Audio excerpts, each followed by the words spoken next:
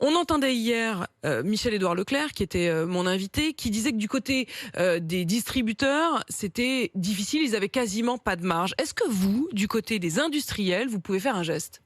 En fait, nous sommes aussi des distributeurs et ce que dit Michel-Édouard Leclerc est exact, c'est-à-dire que les marges de distribution des carburants en France sont extrêmement faibles. Donc ça, c'est bien pour le consommateur. C'est parce que le marché français est un des plus concurrentiels d'Europe et on pense que les marges de distribution sont inférieures à 1 centime par litre. Donc s'il y a 1 centime par litre, il n'y a rien à gratter sur les marges.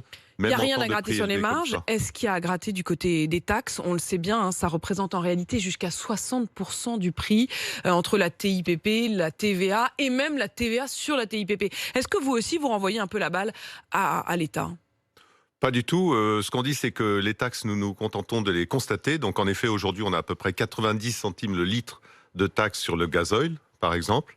Et nous sommes, en l'occurrence, des percepteurs. C'est l'État, donc le gouvernement et le Parlement, qui décident du niveau des taxes. Nous n'avons pas de demande. Mais vous vous en lavez les mains. Vous dites pas, attendez, il faudrait quand même à un moment faire un geste. Non, non, chacun son rôle. C'est-à-dire que nous, notre rôle, c'est d'assurer que le prix hors taxe est le plus bas possible. Et après, l'État décide des taxes qu'il rajoute au-dessus. On sait qu'il y a un certain nombre de solutions. Emmanuel Le Chypre nous les exposera dans un instant. Mais d'abord, la question que tout le monde se pose, c'est est-ce que ça va durer? Il est tout à fait possible que ça dure. Alors, je suis incapable de prédire l'évolution des prix du baril de brut, puisque c'est ça qui conditionne la hausse qu'on constate depuis le début de l'année.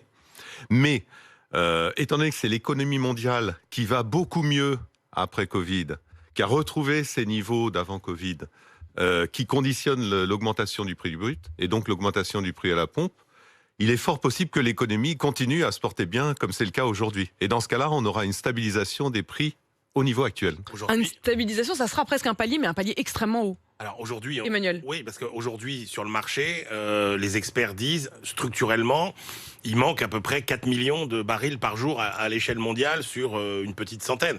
Et ça va être structurel pour une bonne raison, c'est qu'on n'a pas fait les investissements dans le pétrole, puisqu'on nous dit qu'il faut arrêter d'investir dans le pétrole. Donc c'est très compliqué. En revanche, on sait que ça ne montera pas non plus extraordinairement plus haut, puisque les pays de l'OPEP n'ont pas intérêt à ce que ça monte trop non plus. Et le résultat, c'est que les prix affichés n'ont jamais été aussi hauts. Bonjour.